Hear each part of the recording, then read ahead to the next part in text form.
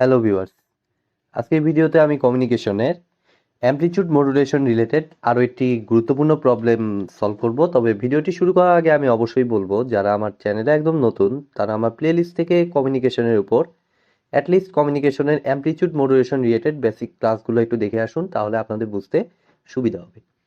তো এখানে বেসিক্যালি চাইছে হইলো ডিটারমাইন ইটা, ইটা বলতে ইফিসিয়েন্সিটা আমাদের যে কেরিয়ার আর অ্যামপ্লিটিউড মডুলেশনের যে ইফিসিয়েন্সিটা সেটা, and the percentage of total power carried by side bands and carrier. অর্থাৎ সাইড ব্যান্ড কেরিয়ার দুটারই আমার টোটাল পাওয়ার ক্যারিড পার্টটা আমার চাইছে অফ এম ওয়েভ মানে amplitude modulated wave for tone modulation when mu is equal to ওয়ানের জন্য বিবেচনা করতে হবে, 0.75-এর জন্য বিবেচনা করতে হবে এবং 0.6-এর জন্য বিবেচনা করতে হবে। এই তিনটা কেসের জন্য আমার দেখতে হবে। তো যারা আমার পূর্ববর্তী থিওরি ক্লাসটি দেখেছেন সেখানে আমি ডিটেলস এক্সপ্লেন করে দিয়েছিলাম যে ইটা টার্মটা আসলে কি। সরাসরি ফর্মুলা অ্যাপ্লাই করতে পারবেন, আর ফর্মুলা যদি মুখস্থ নাও থাকে তাও সিম্পল বেসিক অ্যাপ্লাই করে আপনারা বের করে নিতে পারবেন। তো ইফিসিয়েন্সি ফর্মুলাটা হচ্ছে আমাদের ইটা ইজ ইকুয়াল টু জাস্ট আমাদের উপরে হচ্ছে আউটপুট পাওয়ার। ঠিক আছে, আউটপুট পাওয়ার কোনটাকে আমরা বলি, আউটপুট পাওয়ার জিনিসটাকে আমার বুঝতে হবে। এখানে আউটপুট বলতে এখানে হচ্ছে ইফিসিয়েন্ট পাওয়ারটা, যেটা আমার সিগন্যালের জন্য ভালো, সেই পাওয়ারটা। তো সেই পাওয়ারটা আমরা কি জানি, আমরা জানি যে অ্যামপ্লিটিউড মডুলেশনে আমাদের তিনটা ব্যান্ড হয়, এরকম লাইক এরকম তিনটা ব্যান্ড হয় আমাদের, এই দুই সাইডে দুইটা সাইড ব্যান্ড এবং মাঝখানে কেরিয়ার পার্ট, যেটা হচ্ছে আমাদের টোটালি আনইউজড পার্ট। ঠিক আছে, মানে কি বলা যায় যে সিগন্যালের জন্য এটা ভালো না, কেরিয়ার পার্ট তো আর সিগন্যালের জন্য আবার ভালো না। তাহলে ইফেক্টিভ জিনিস হচ্ছে এটা এবং এটা। তো এই দুটো বেসিক্যালি হচ্ছে আমাদের সাইড ব্যান্ড পাওয়ার, যেটা আমি অসংখ্যবার দেখিয়েছি। অর্থাৎ বেসিক্যালি উপরে হবে হচ্ছে আমাদের সাইড ব্যান্ড পার্ট আর নিচে হবে হচ্ছে ইনপুট। ইনপুট বলতে আসলে টোটালটা, জাস্ট আমরা ইলেকট্রিক্যাল মেশিনে যেরকম ইফিসিয়েন্সি দেখেছিলাম লাইক ওই রকম, উপরে ইফেক্টিভ পার্ট আর নিচে হচ্ছে টোটাল ইনপুট পার্ট। তাহলে এখন দেখুন পিএস এর ভ্যালু যদি আমরা দেখতে চাই, তার আগে আমি পিটির ভ্যালুটা আগে দেখি, তাহলে আমরা বুঝতে পারবো। তো পিটি হচ্ছে আমাদের কত, পিটির ফর্মুলাটা হচ্ছে আমাদের পিসি ইন্টু 1+μ²/2। ঠিক আছে, এটা অসংখ্যবার আমি মিউ স্কোয়ার বলতে এম স্কোয়ার আমরা ধরতেছি, m²/2। মিউ স্কোয়ারও আপনি ধরতে পারেন, এম মিউ এটা আসলে কোনো ইস্যু না, জাস্ট একটা ধরলেই হলো। তাহলে এখন দেখুন পিসি ইন্টু 1+m²/2 হচ্ছে টোটাল পাওয়ার।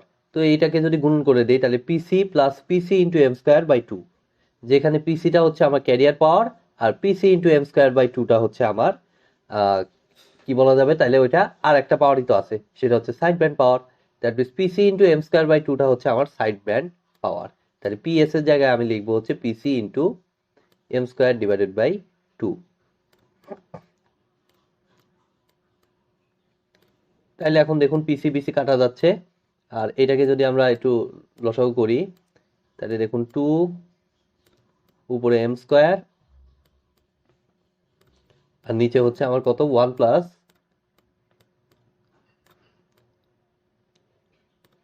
Sorry 2 plus. ঠিক আছে, লসাগু করে দিলে আমাদের 2 প্লাস, তাইলে এইখানে বেসিক্যালি হবে এটাকে একটু ঘুরিয়ে 2+m²/2। তাহলে 2 এবং 2 কাটা, ফাইনাল আমাদের ইটার ফর্মুলাটা দাঁড়াচ্ছে m²/2 plus m² by m²+2, যেটাই আপনারা ধরেন। ইভেন আমরা চাইলে ইটা থেকে আমরা রিডান্ডেন্সিও বের করতে পারি। রিডান্ডেন্সি ফর্মুলাটা হচ্ছে 1 - ইটা। ঠিক আছে, তো আপনারা সেটা করে দেখতে পারেন, যদিও এখানে রিডান্ডেন্সিটা চাইনি। তো এখন দেখুন আমরা বেসিক্যালি যে কাজটা করবো, এখন জাস্ট আমরা ফর্মুলায় বসাবো। ফর্মুলায় বসায় আমরা বুঝে বুঝে জাস্ট যা যা চাইছে সেগুলো আমরা অ্যাপ্লাই করব।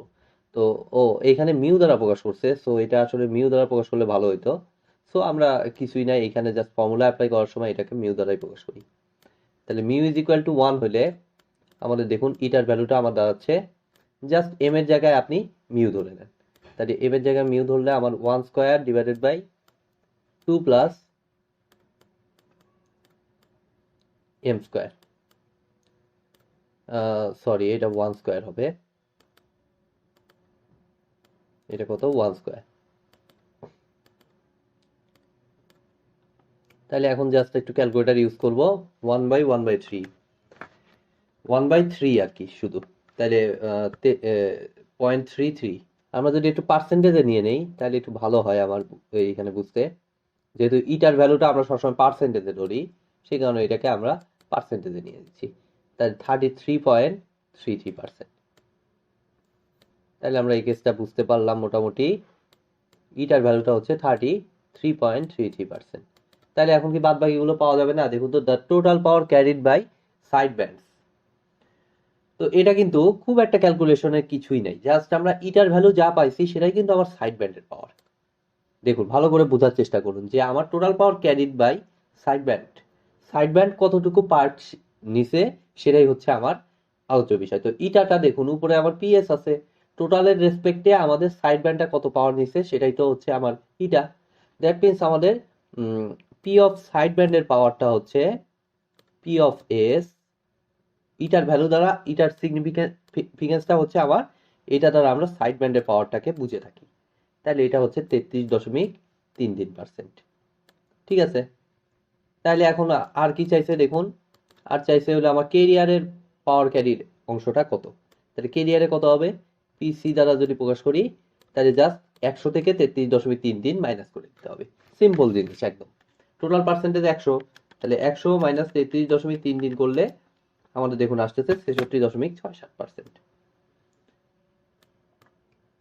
তাহলে আমরা একটা পেয়ে গেলাম।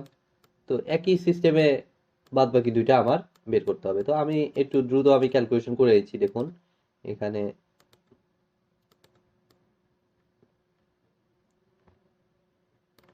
দেখুন আমি যদি একটু ক্যালকুলেশন করি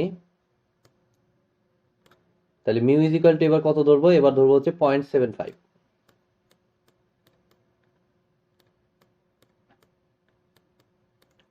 তাহলে আমার ইটার ভ্যালু কত, আমাদের তিনটা কেসের জন্যই দেখাইতে হবে। তাহলে মিউ সরি এটা ইটা,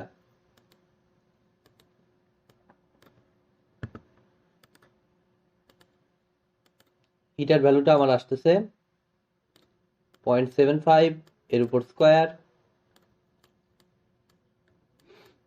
ডিভাইডেড বাই 2 প্লাস 0.75 এর উপর square.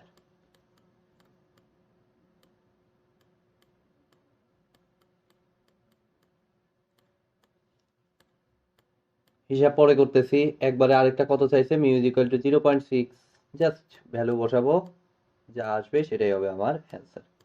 Mu is equal two 0.6, তাহলে ইটা ইজ ইকুয়াল টু 0.6 এর উপর স্কোয়ার। জাস্ট ফর্মুলাটা বুঝে বুঝে আমাদের ম্যাথগুলো করা জাস্ট 2 প্লাস 0.6 এর উপর স্কোয়ার। তাহলে হিসাব করতেছি আমি, এখানে 100 দ্বারা গুণ আছে, অবশ্যই 100 দ্বারা গুণন করে দিবেন পার্সেন্টেজে, যদি যেহেতু ভ্যালুটা লিখতে হবে। তাহলে এত ইন্টু 100%।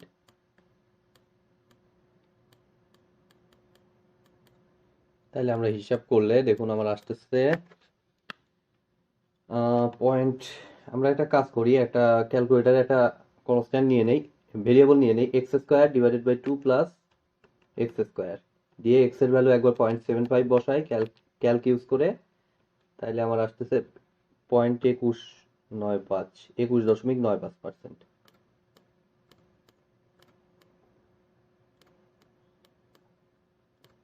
0.75 বসাইলাম, দেন হচ্ছে এইখানে বসাইতে হবে 0.6। তাহলে আরেকবার ক্যালক ইউজ করে 0.6 বসাইলাম, তাতে কি হলো, দ্রুত আমার ক্যালকুলেশন হয়ে গেল 15.25%।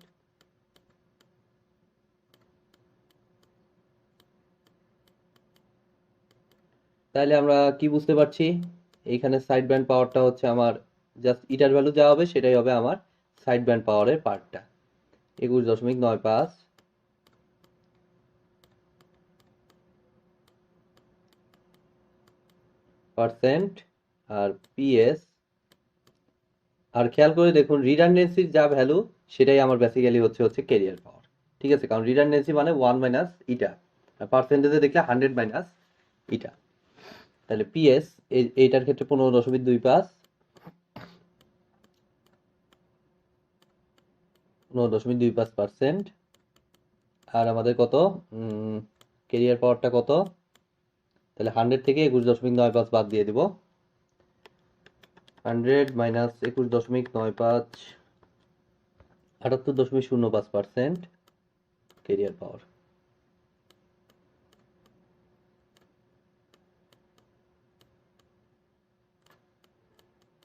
দ্বিতীয়টার ক্ষেত্রে ক্যারিয়ার পাওয়ার কত,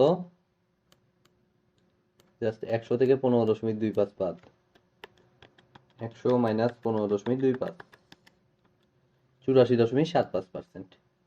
তো এই হলো মোটামুটি আমার ক্যালকুলেশন,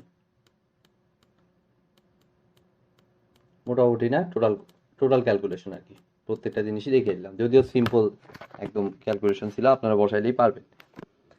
তো আজকের মতো ভিডিওটি আমি এখানেই শেষ করছি।